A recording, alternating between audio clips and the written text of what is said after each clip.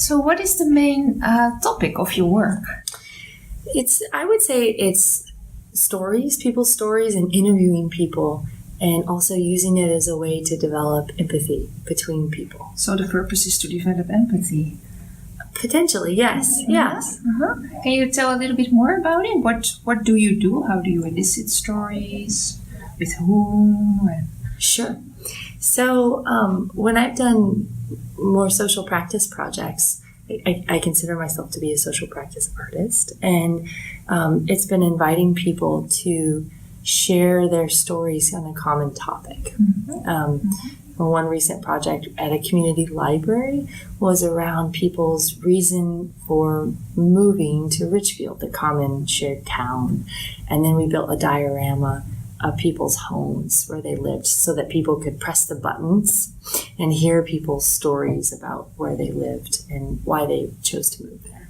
So you could actually see where they lived and press and then listen to their stories. It's kind of like the Forest Service or the National Forest Service in the United States used to build these really cool topical interpretations where you press the button and then it would light up, so it's kind of based on that idea that people could interact with it and then hear people's stories. And what did they do with regards to empathy? Well, in this case, kids in the schools of that town also got a chance to record their stories. So there was kind of, in that way, it was a story exchange that you could check out a recorder from the library and bring it back. And so people had access to, the library was kind of like the touch point for the project. And here in the United States, public libraries are one of the few shared resources that we have that are kind of community centers, if you will, of a lot of places. Meeting places. Yes. Yeah. To exchange stories. Again. Yeah. So, rural and urban too. Are you also inspired by readings, by authors on empathy, for example, or not so much? Are you primarily working in and with communities, or? Yeah. Good question.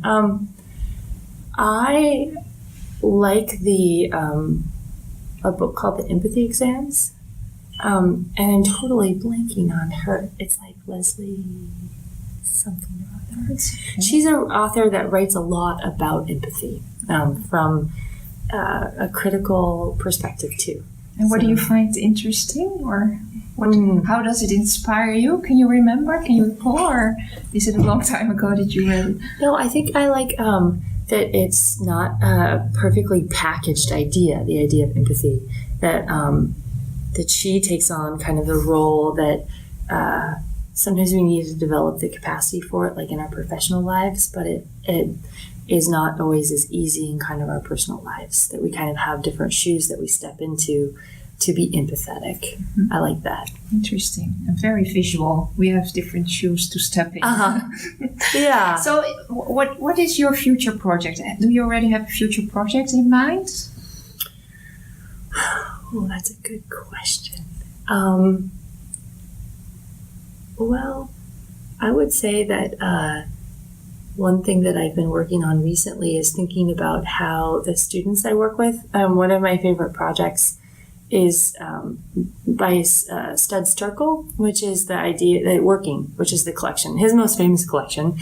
He did a lot of them, but people's jobs, and I think it would be fantastic to collect student stories in college because now college is kind of like a version of working for young people,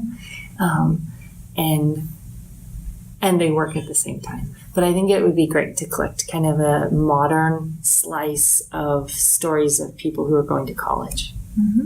Yeah. Wonderful. Yeah. Thank you, Michelle. Yeah. Thank you so much. You're welcome.